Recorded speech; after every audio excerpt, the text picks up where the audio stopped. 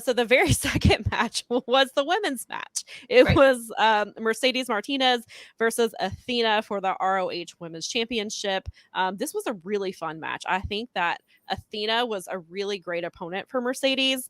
And Athena, if you've been watching, I know she's shown a little bit on TV, but even if you've been watching Dark and things like that, you've seen how aggressive she's gotten. And like it all started back with her match with Jody Threat, which was a really, really good match, but it was really hard hitting. And Athena just like, she hit her with a drop kick like really hard and sent her crashing through the barricades. And apparently people online got a little mad about it. And I don't know why, because if it was a man, they wouldn't have said anything. Yeah, because if it was a man, they wouldn't have said a damn thing. I mean, I don't, it just, there's sometimes like, yeah, but so Athena has been, so they let her just go with it. Like supposedly she and Jody got a talking to, but then Athena has been she's still been doing it in her matches. And like some of her matches have been really short because she's just beating the crap out of these women. And then she's just I mean, you know, it's like if it was Chris Jericho or something, they would start doing it all the time. Yeah, exactly. They would like start doing it all the time though. Yeah. Like, I mean, I almost want the women. Sometimes I'm just like, you know, there was like that week that we talked about where Saraya took the extra time on the mic or whatever. It's like, I wish they would do more of that. Me too. Because you don't think that's what Jon Moxley's doing when he's like cutting a promo.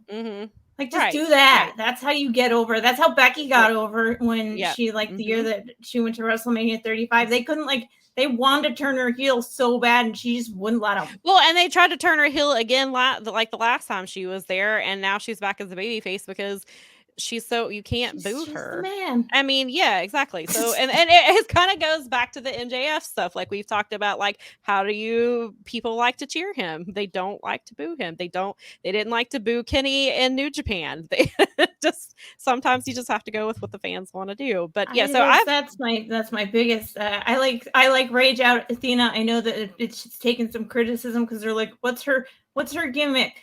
She's just mad.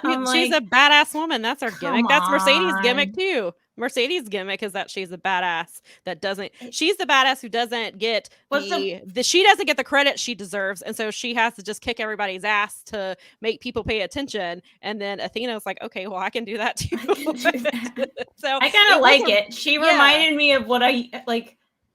They underused and when she was in NXT, she was great at Ember Moon, but when they brought her to the main roster, and I actually got to see her for like 4 seconds at the SmackDown that we went to in Detroit, and it was like, God, I dig her so much. Like she's got so much to offer.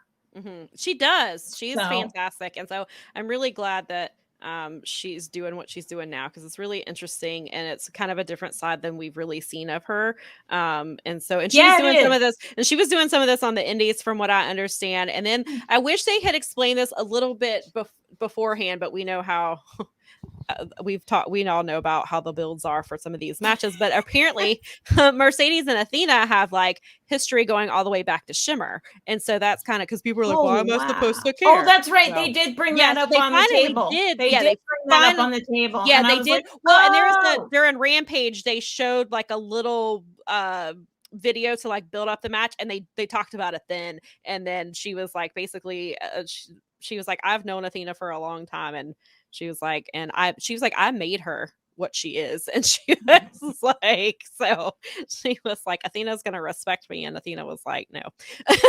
But yeah, it was a really good match. They got over 13 minutes. Okay, I was gonna ask you because it really felt like a match. I was like, they are letting them wrestle. Yeah, here. They got time, which was really nice. And it told, like, so if you've watched the last couple of episodes, you know that Mel and I predicted that Athena was gonna win, and that's where they were going with this. And we were kind of, and I'm still not like, I'm thrilled for Athena because I really do like her. I'm a fan of hers, but I also really love Mercedes, and Mercedes does not get the love that she deserves. She doesn't get the attention or the credit she deserves. Her title run was not that great, and yes, some of it is due to injury, and so she missed time, but they didn't book, shockingly, they don't know how to book women sometimes. And so yeah, so I'm disappointed in that. But if ROH is going to, it would make more sense if ROH was going to TV, But since that's apparently not the case here, I was a little surprised.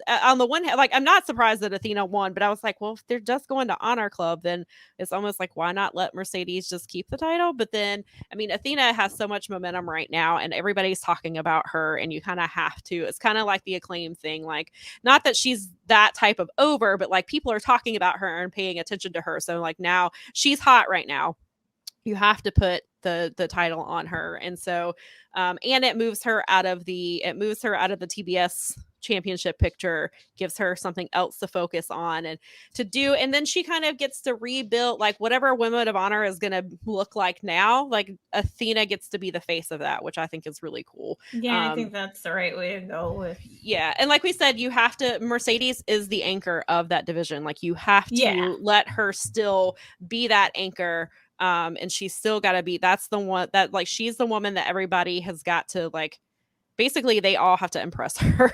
They've gotta like and I assume that whenever they're I'm guessing Serena is probably gonna move back over to Women of Honor as well. So you would have, so then you have Mercedes and Serena anchoring that division, and then you have Athena as the face, and then you bring in Trisha Dora, would be, you know, that's somebody who's phenomenal. And then hopefully they'll bring in some other women out there. I think that Willow stays.